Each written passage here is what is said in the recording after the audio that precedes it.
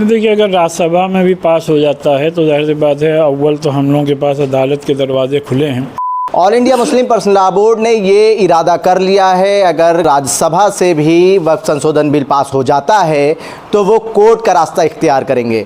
उनसे ये भी जानने की कोशिश करेंगे, जिस तरीके से एनआरसी का जब कानून लाई थी केंद्र सरकार, जिस तरीके से प्रदर्शन हुए थे, क्या वो भी प्रदर्शन देखने को मिलेंगे। हमारे साथ बात करने के लिए all India Muslim personal law board के मेंबर खालिद रशीद फिरंगी महली जी हैं। कल अगर राज्यसभा में भी पास हो जाता है बिल तो आगे क्या कुछ रास्ता इख्तियार करेंगे। देखिए, अगर राज्यसभा में भी पास हो जाता है तो जाहिर सी बात है, अव्वल तो हम लोगों के पास अदालत के दरवाजे खुले हैं, क्योंकि जितने भी अमेंडमेंट्स किए गए हैं उनमें कई लूप होल्स हैं कानूनी तौर पर।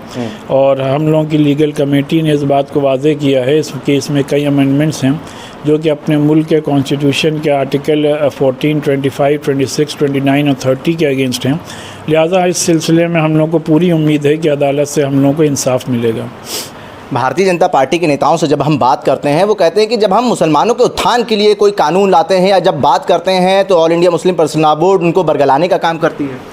देखिए, वक्फ का जहाँ तक ताल्लुक़ है तो इसमें more than 90% of the property जो हैं वो मस्जिद, मदरसे और इमाम बाड़े और कब्रिस्तान और दरगाहों की शक्ल में हैं।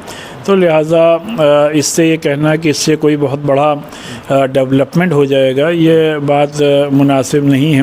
बल्कि अगर वाकई में आपको मुसलमानों को कोई डेवलपमेंट करना है तो जो मौलाना आज़ाद फ़ंड है उसको जो आपने ख़त्म किया है उसको आप रिन्यू करें। स्कॉलरशिप जो आपने मुसलमानों की ख़त्म की है उसको शुरू करें। माइनॉरिटी डिपार्टमेंट का जो बजट कम किया है उसको आप कई गुना उसमें बढ़ाएँ। आर्टिकल 341 में ईसाइयों और मुसलमानों को शामिल करें। ये वो बुनियादी काम है कि अगर आप इसको करते हैं तो इससे यकीनी तौर पे मुसलमानों का डेवलपमेंट होगा।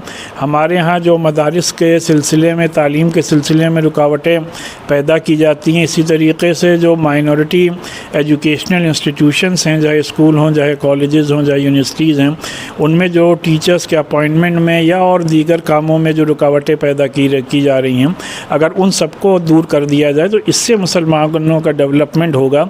इस तरीके के बिल लाने से मुसलमानों का डेवलपमेंट होने वाला नहीं है। सांसदीय कार्य मंत्री हैं किरण रिजिजू जी, जिन्होंने बिल पेश करा है, उन्होंने कहा है अगर ये बिल पेश ना करा जाए, अमेंडमेंट ना करा जाए तो आने वाले समय में संसद भवन पे भी आप लोग उठा सकते हैं सवाल। देखिए, मुसलमानों पर वक्फ के ज़रिए से एक बेबुनियाद इल्ज़ाम तराशी की जा रही है और हमारे नॉन मुस्लिम्स भाइयों और बहनों के जहनों में मुसलमानों के ख़िलाफ़ एक गलत परसेप्शन पैदा किया जा रहा है कि जैसे कि मुसलमानों ने अगर किसी भी ज़मीन पर हाथ रख दिया और वो वक्फ बोर्ड में अपने आप रजिस्टर्ड हो जाती है।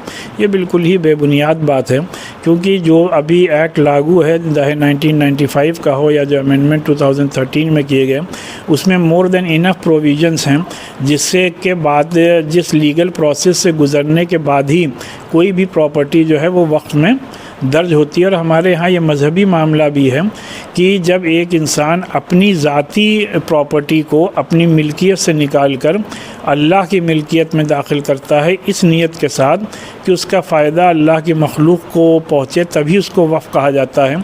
तो ज़ाहिर सी बात है, जो प्रॉपर्टी अगर हमारी है नहीं तो हम उसको वक्फ कर ही नहीं सकते, हम उसको दान में दे ही नहीं सकते।